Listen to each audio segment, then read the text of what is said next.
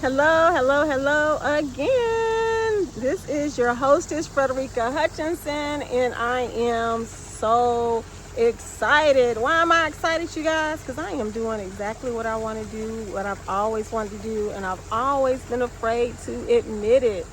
So in the last year or so, I finally came into the acceptance that I've always wanted to be a motivational speaker, and that I've wanted to be a podcast hostess as well. So I had a podcast previously, and I stopped doing it because that's another story. Yeah, that's another story. I have to tell you guys about that another time, or do I want to tell you now? I promised you guys another story from the last episode, so let me finish that up, and then I might come back around to this new story. So what I was going to tell you was, we were talking about manipulative management. Any of y'all ever have any manipulative managers? Sure you have. I'm sure you have. You might have even been manipulative management before, and if you have, stop it. Stop it. Stop it. I'm going to tell you why I tell people to stop it. Because it really can impact other people's mental health, physical health, and impact them their overall health. And I know because I've experienced it. Oh, some little bug got on me. I don't know what I expect again. I'm outside. But that's the reason I'm saying stop it, is because we all deserve to be treated with respect. If a person is not good at a particular job or task, train them. A lot of times managers want to blame the individual, but they fail to look at the fact that, did I train them properly? Do they have the resources they need? Am I available for questions? And a lot of times the answer to that is no. So I'm not trying to deflect or take attention away from the individual, because they have a responsibility too. But what I am trying to say is, managers, wake up and make sure that you're taking care of your people, because there are a lot of people out here that just a day away from breaking down, and we never know. We don't know what people are going through. They might be struggling in their homes. They might be struggling with their children, and the last thing on earth they need is to come to work and to be mistreated, mishandled, or lied to or manipulated by their managers. So that was the last topic, and I told you guys I was going to share a story, so here we go. So I was recently on a job, and I was starting to feel a lot of stress because we were short-staffed. And everyone knew that we were short-staffed, but what was interesting was no one acknowledged it. It was like an ostrich. It was like everybody was sticking their head in the sand. And even though they knew that the workload had increased significantly, people just turned their head as if, okay, you didn't do this and you didn't do that, and you're like, there used to be 10 of us and now there's only 2 or 3 of us, so how am I supposed to do all this work? Have you ever felt like that? If you have, put a comment in the comment section for us. Let us know if you have ever been frustrated, if you've been tired, if you didn't know what to do, you've gone to that job and you want to turn around. I'm not going to say that, what I want to say. You didn't do it, but you thought about cussing somebody out. I'm not advocating it. I'm just saying you thought about it. Whatever the case might be, you have experienced stress on your job and you are fed up, you're tired, and your manager is now trying to manipulate you and make you think you're crazy. You are crazy because what?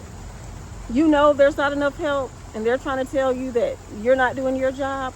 I don't know what your situation is. What I do know is that you have skills and ability within yourself, within you, to do something else. You don't have to stay in that position. You don't have to stay stuck. If you are currently feeling like you are stuck, I'm here today to tell you it is not true. It is not true. You can use your gifts, your skills to become that man or woman that you want to become. So I see, as we're sitting here talking, I have a family walking up. So if you hear children playing in the background, it's okay. It's okay. I know we enjoy on our little midday lunch break. We enjoy the peace and the quiet and just talking to one another. But we may have some kids splashing and playing here in a moment. But we're going to keep on talking. because I want to make sure that you get this information that you're supposed to have. So what were we talking about? Let me go back to my talking points. I wanted to talk about physical symptoms like headaches. Like headaches. I'm about to turn this camera around. This little girl's so cute. She yelling and climbing up on the rocks. How y'all doing? Fine, thank you. I'm just recording. Talking to my little audience. Well, not my little, y'all, my big audience on YouTube. But we're talking about physical symptoms like headaches. So how many of you are having headaches? Are you having headaches? Are you sick? Are you tired? Do you feel like you just can't go on? When you pull up to that job, like I said, are you wanting to turn around and leave?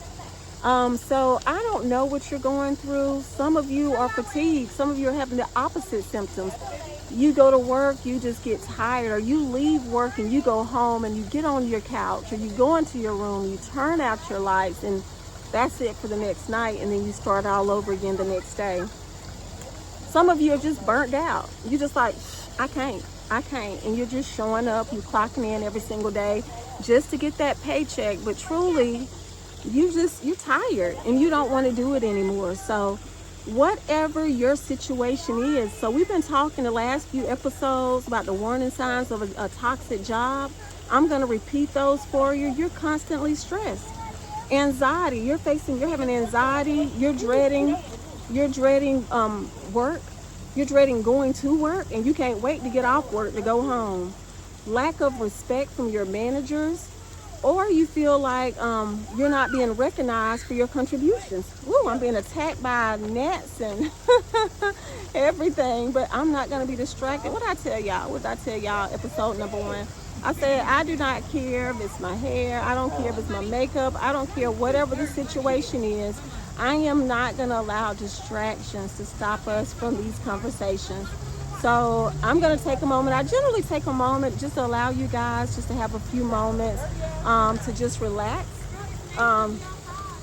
Yeah, but I am going to let you guys just take in for a moment. You might hear people in the background. It's okay. It's okay, because that is life. That is life. Okay. So what is the real cost of staying too long? What's the real cost of staying in a toxic work environment too long? A lot of times we just think, I got to. How else am I going to pay my bills? And I'm going to say you don't have to. Because who's going to pay your bills if you're gone or if you're in the hospital? That's what I'm going to say. So I want you guys to just think about that for a moment. Think about what would you do, or what would your family do if you were in the hospital or if you got sick? How many of you know that your immune system breaks down when you're sick? How many of you know that? So I just want to encourage you to think about that. There's a real cost associated with staying in a work environment that's too long, or staying in any type of environment that's too long. So I'm going to take a quick little walk because I want the kids to be able to enjoy themselves and play. And so we're going to walk and we're going to continue to talk. Whew. Let me tell you guys, I'm trying to walk through the rocks without falling into the water. Y'all gonna pick me up if I fall? Okay. So we're gonna walk on a little ways because I want the kids to be able to play, and they came down to the park today so they can enjoy themselves, and I want to make sure that they're able to enjoy themselves. So, okay, let's find us another little spot right fast. While I'm walking and finding a spot, please just think about your happy place. That place that you can go to that's quiet. I could sit there, but we'll sit right here. We're going to sit here for a moment. Whew.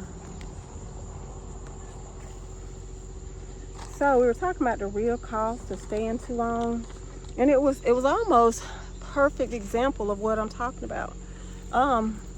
I was in that little location first, and I could have stayed in that little location. It was perfect. It felt like it was convenient. I was used to being in that spot. I had been recording there the last few times, and I could have stayed there.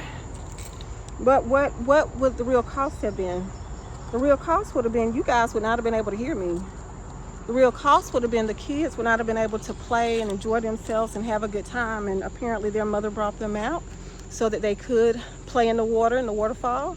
So there's always a real cost with staying somewhere that either you're not supposed to be or it's time to move on. So it was time for me to move on from the waterfall.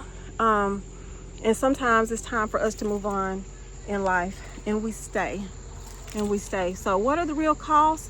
So how toxic environments erode confidence and mental health. Ooh, anytime you talk about confidence, I'm gonna be like, whoa, child, because I used to be one of the most confident people you ever want to meet, that you wanted to meet, ever wanted to meet. I feel like I'm saying that wrong.